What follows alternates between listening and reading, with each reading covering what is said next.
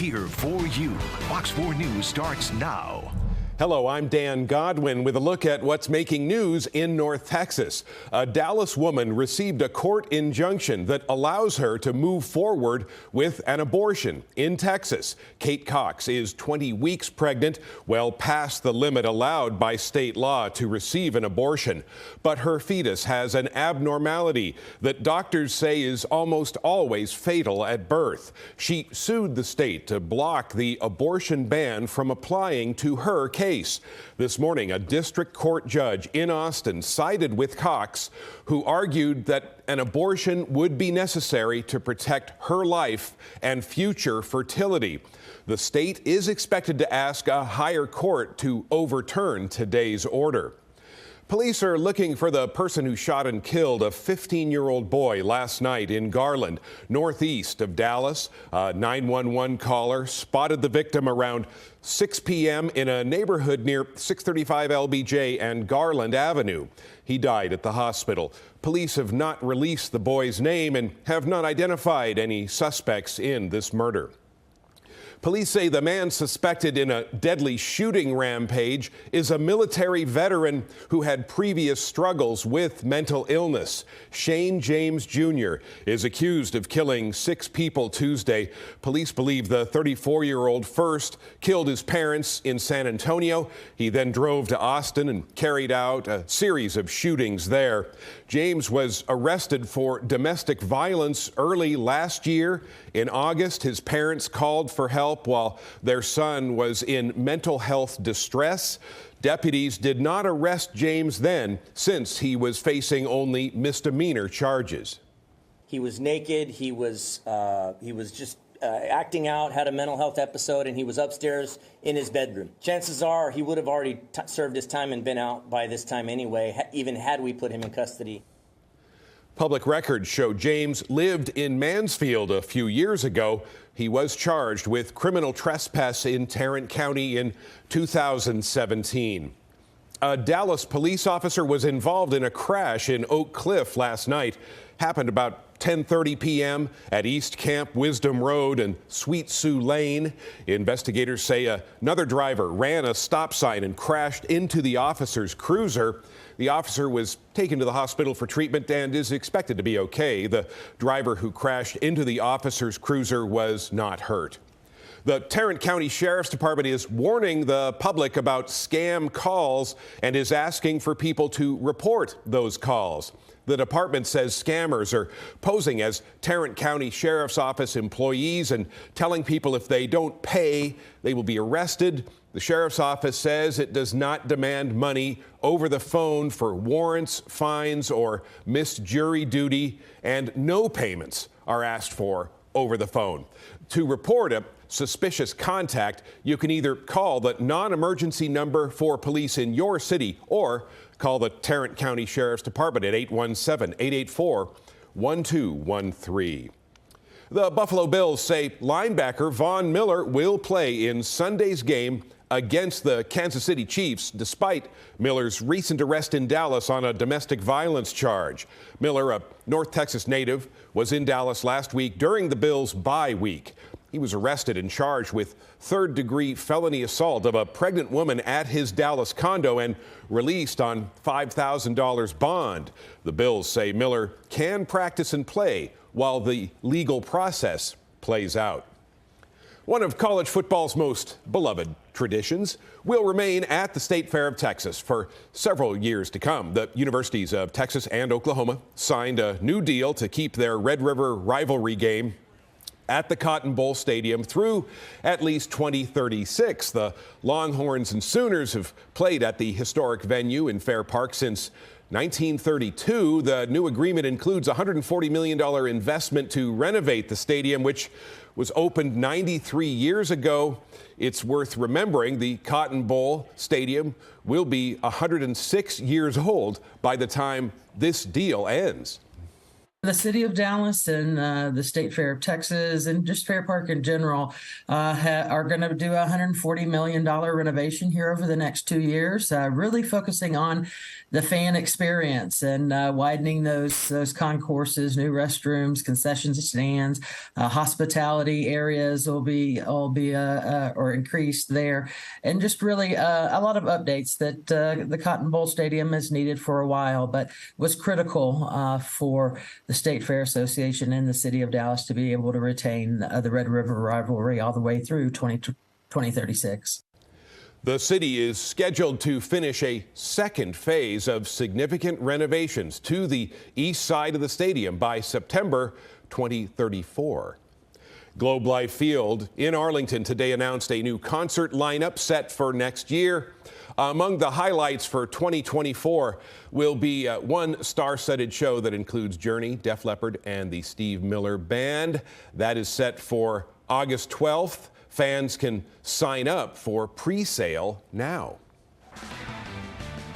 Coming up on Fox 4 News, a tradition of giving returns for the holidays. We'll show you how you can help Operation Christmas Child in its mission of providing gifts for underserved communities around the world. Big cold front on the way this weekend. We'll have that coming up.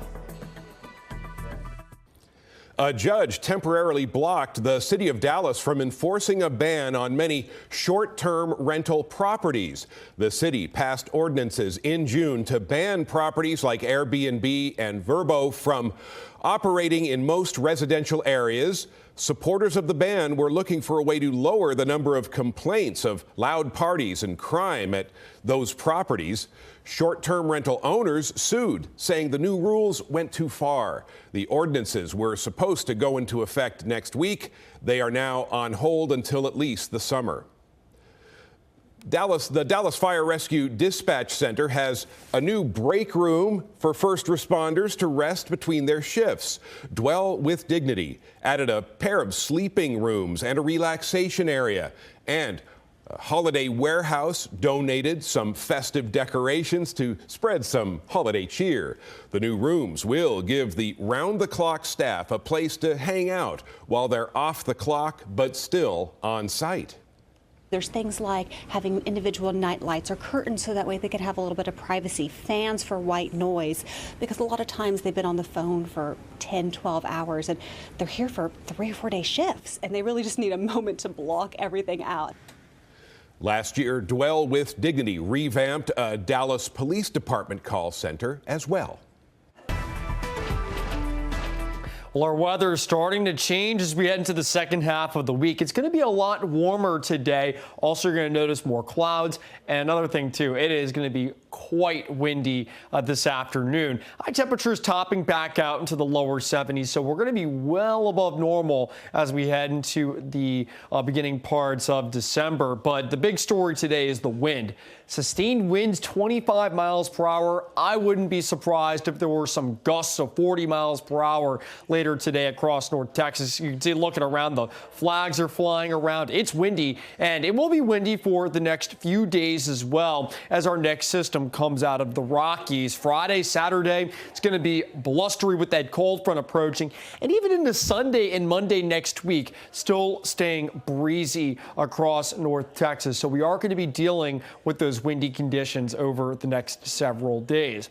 Now, looking at the big picture, you can see there's the big warm up today across the plains. Widespread 60s across Texas, even approaching 80 down in Brownsville today, with warmth spreading up into southern Colorado, even Denver at 61 degrees. But there are changes on the way. That warm area of high pressure that's bringing us those warmer temperatures today, it is going to break down, and in its place, big old trough digging down into the country as we head into this weekend. This is going to send a strong cold front through Texas sometime on Saturday. Behind it, we turn sharply colder heading into your Sunday. So let's break it down. You can see this is tomorrow afternoon. Low pressure developing across the northern plains. Behind it, much colder air, but out ahead of it, showers and thunderstorms are going to break out. Now, the good news is that the severe threat will stay to the east of us. However, there is going to be a pretty good severe risk there back over parts of Louisiana and into Mississippi and Arkansas as well. Here's the latest from the Storm Prediction Center. Friday night, may have to watch out for 1 or 2 strong storms off into our far northeastern zones, but I'm talking late after dark Friday night. Hail would be the main threat with that. Heading into Saturday, that severe risk continues to move away, but still some parts of eastern Texas may have to watch out for a severe risk during the day on Saturday. But here in the Metroplex, that is not a concern for us. The cold front will be through in the morning, and that colder and drier air will end any severe threat before it begins. But if you're going to be heading over into parts of Louisiana and Arkansas, you may run into some inclement weather heading into Saturday, so just keep an eye on that. Back here in North Texas, perhaps an isolated shower or two, but best chance will be the east on Saturday. We dry out Sunday, Monday into Tuesday, but then Wednesday, our next storm system approaches, and our rain chances do start to increase once again. Here's our lows over the next several days. It is going to be fairly mild tomorrow morning out ahead of that system. 58, could even be 60 in some spots Friday morning.